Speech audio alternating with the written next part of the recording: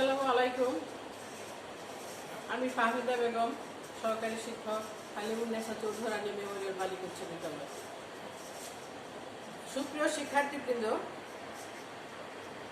হালিমুন্নেসা স্বপ্নের অনলাইন স্কুলের পক্ষ থেকে জানাচ্ছি তোমাদেরকে স্বাগত। আশা করি আল্লাহ পাকের অশেষ কৃপায় তোমরা ভালো আছো। আমি ভালো আছি আলহামদুলিল্লাহ। তো আজকে আবার তোমাদের সামনে আসছি সপ্তম শ্রেণীর বাংলাদেশ ও বিশ্ববিদ্যালয় বিষয়টি নিয়ে। আজকে আমি তোমাদের সামনে আলোচনা করব পঞ্চম অধ্যায় বাংলাদেশ ও বাংলাদেশের নাগরিক। এটা নিয়ে তোমাদের সামনে আজকে আমি আলোচনা করব। তো শিক্ষার্থীরা, তোমরা অবশ্যই লেখাপড়া চালিয়ে যাবে, রেগুলার ক্লাস হচ্ছে সেগুলো ফলো করবে।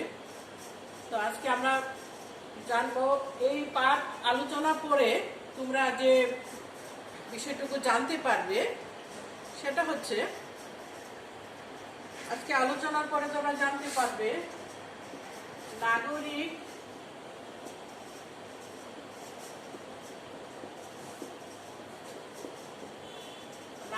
কাকে বলে।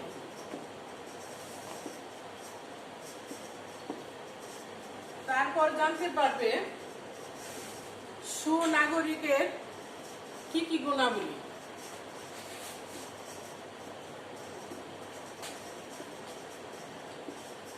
সুনাগরিকের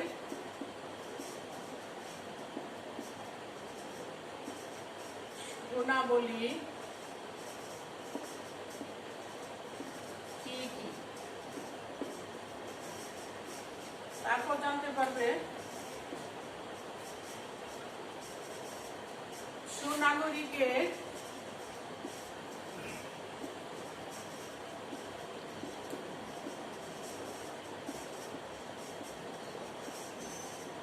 গুণাবলীগুলো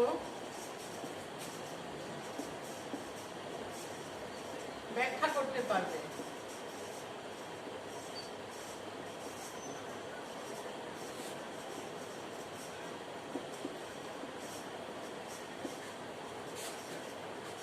আচ্ছা শিক্ষার্থীরা, তাহলে প্রথমে আমরা জানি নাগরিক কি। আসলে সাধারণ অর্থে নাগরিক শব্দের ইংরেজি প্রতিশব্দ হচ্ছে সিটিজেন। তাহলে আমরা সাধারণ অর্থে জানি নাগরিক হচ্ছে একটা নগরে বসবাসরত অধিবাসীদেরকে বোঝায়, বা একটা নগরে বসবাস করে অধিবাসী স্থায়ীভাবে, এটা হচ্ছে নাগরিক। এখন যদি আমরা একটু বৃহৎ অর্থে যাই, তাহলে নাগরিক বলতে কি বোঝায়? তাহলে বোঝায় রাষ্ট্রে বসবাসরত, স্থায়ীভাবে বসবাসরত কোনো ব্যক্তি, যে রাষ্ট্রের নিয়ম কানুন মেনে চলে, রাষ্ট্রের প্রতি অনুগত থাকে এবং রাষ্ট্র প্রদত্ত যে সকল সুযোগ সুবিধা আছে সেগুলো ভোগ করে, এবং রাষ্ট্রের প্রতি তার যে দায়িত্ব কর্তব্য আছে সেটি পালন করে, তাকে বলে নাগরিক। তাহলে আমরা প্রথমে জানলাম যে নাগরিক কি, এই ধারণাটা আমরা নিলাম। এখন আমরা জানব সুনাগরিকের গুণাবলী কি কি আছে। একটি রাষ্ট্রে বা রাষ্ট্রের উন্নতির জন্য নাগরিকের যোগ্যতা, দক্ষতার উপর একটা রাষ্ট্রের উন্নতি নির্ভর করে, আর তা না হলে কিন্তু রাষ্ট্রের উন্নতি বাধাগ্রস্ত হয়। একটি দেশের উন্নতি কিংবা ব্যর্থতা, এই উভয়ই নির্ভর করে সুনাগরিকের উপরে। এটা নির্ভর করে একজন নাগরিকের সততা, দক্ষতা এবং তার দায়িত্ব কর্তব্য পালনের উপরে। কাজেই নাগরিককে সুনাগরিক হতে হবে। তারপর দেখা যায় যে কোনো দেশের প্রকৃত উন্নয়নের জন্য কিন্তু প্রয়োজন সুনাগরিকের। সুনাগরিক হয়ে কিন্তু কেউ জন্মগ্রহণ করে না, তাকে সুনাগরিকতা অর্জন করতে হয়। এই সুনাগরিকের কতগুলো গুণ এবং বৈশিষ্ট্য রয়েছে, এগুলো অর্জনের মাধ্যমে একজন নাগরিক সুনাগরিক হতে পারে। তাহলে সেই গুণগুলো কি কি আমরা দেখি যে নাগরিকের গুণাবলীগুলো কি কি।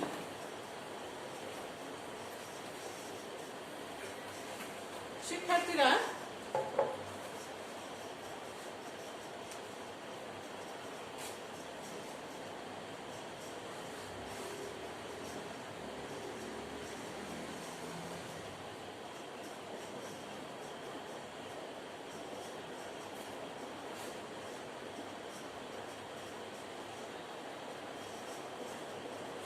আমরা দেখি বুদ্ধি, আত্মসংযম,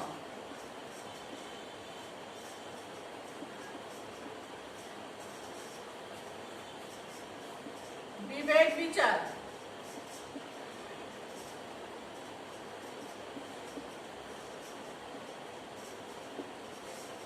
সুনাগরিক।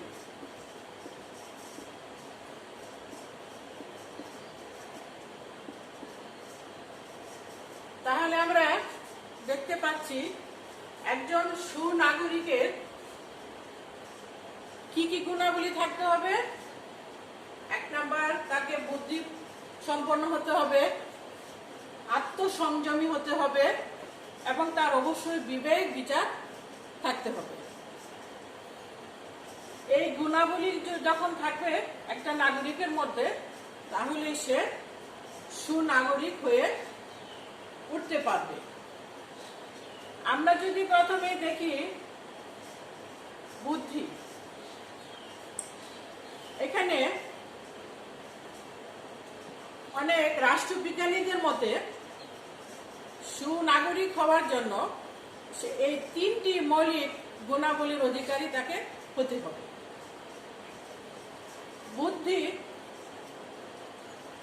বুদ্ধিমান নাগরিক একটি দেশের সবচেয়ে মূল্যবান সম্পদ। বুদ্ধিমত্তা অর্জনের জন্য সবচেয়ে যে বড় উপায় সেটি হচ্ছে শিক্ষা গ্রহণের মাধ্যমে জ্ঞান অর্জন করা।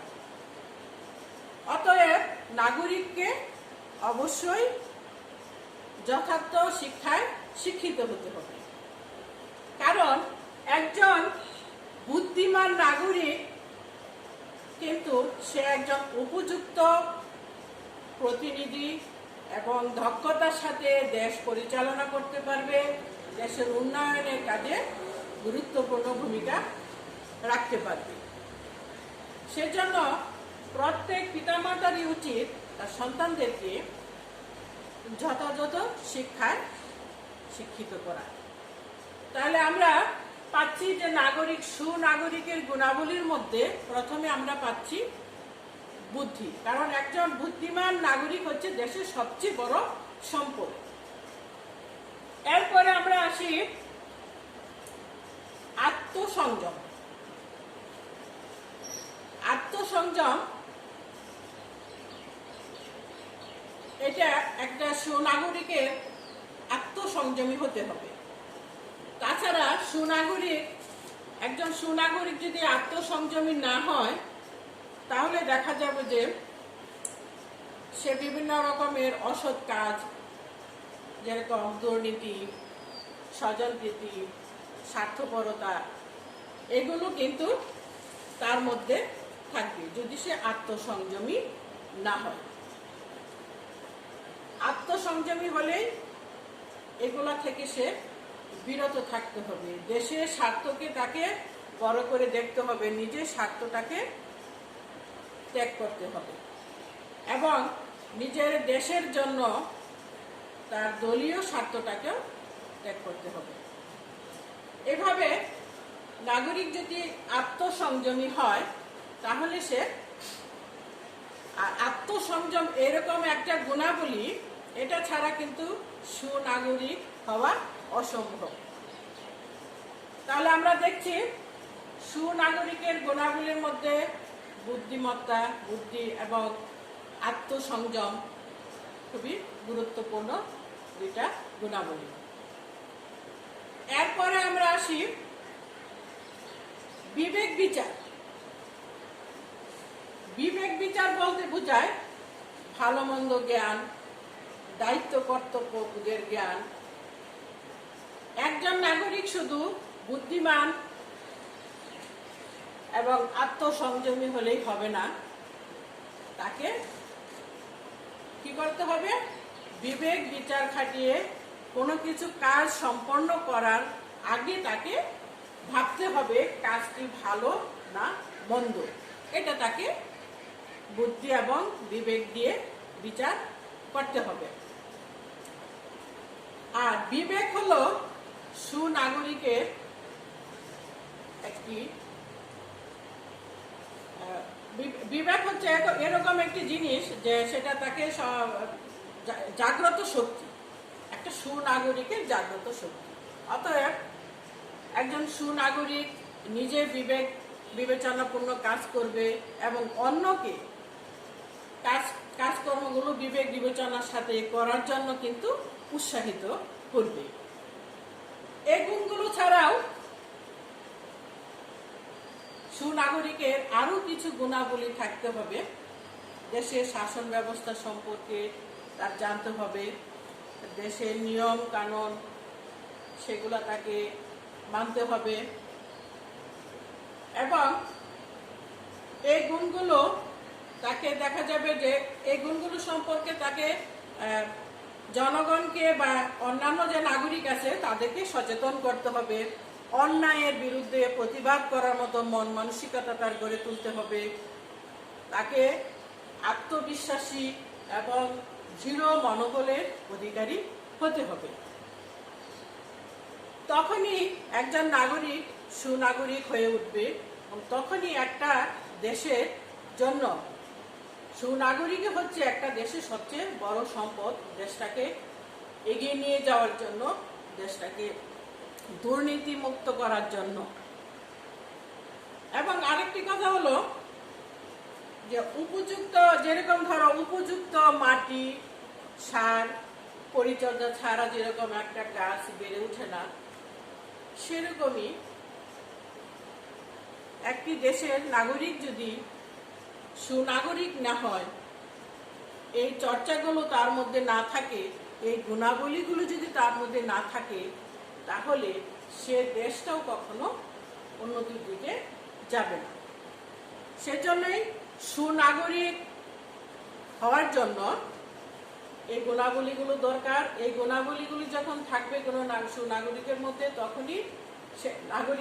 তখনই সে সুনাগরিক হবে এবং তখনই এই দেশটাকে, এবং আমরা যদি এই প্রত্যেকটা নাগরিকের মধ্যে এই যথার্থ শিক্ষায়, উপযুক্ত শিক্ষায় শিক্ষিত করতে পারি, এই গুণাবলীগুলো জাগ্রত করতে পারি, তাহলে আমাদের ভবিষ্যৎ নাগরিক যারা আছে তারা আমাদের এই দেশটাকে, এই মাতৃভূমিটাকে তারা বিশ্বের দরবারে একটা উন্নত দেশ হিসাবে, সমৃদ্ধশালী দেশ হিসাবে গড়ে তুলতে পারবে। তাহলে আমরা শিক্ষার্থীরা, আমরা আজকে কি কি জানলাম? আমরা নাগরিক কি সেটা জানলাম এবং সুনাগরিক হওয়ার জন্য কি কি গুণাবলী প্রয়োজন সেটাও আমরা জানলাম। এখন শিক্ষার্থীরা, তোমরা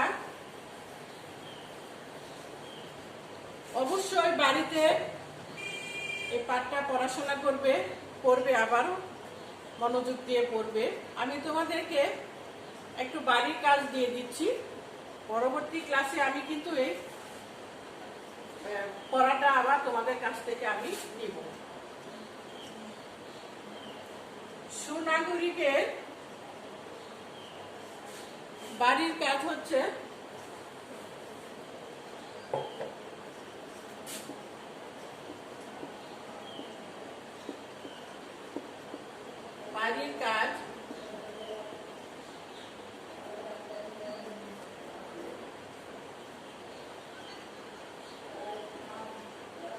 সুনাগরিকে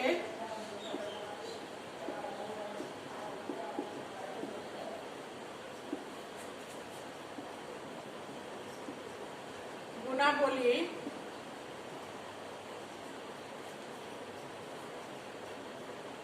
কি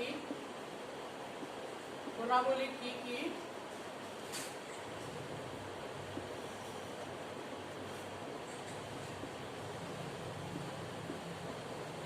তা ব্যাখ্যা করবে।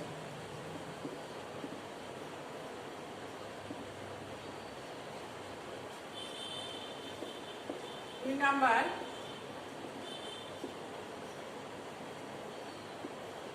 কিভাবে সুনাগরিকতা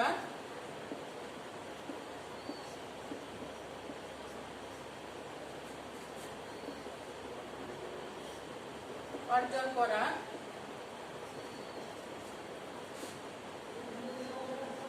যায়। সুপ্রিয় শিক্ষার্থী, এটা হলো তোমাদের বাড়ির কাজ। আমি পরবর্তী ক্লাসে তোমাদের সাথে এই বিষয়টা আবার জানবো।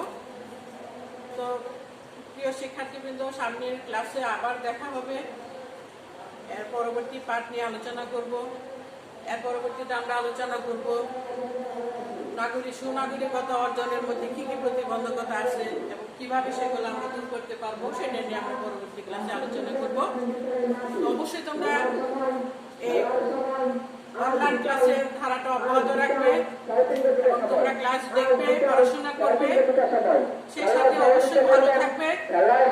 এটা জানিয়ে ধন্যবাদ জানিয়ে শেষ করছি। আসসালামু আলাইকুম।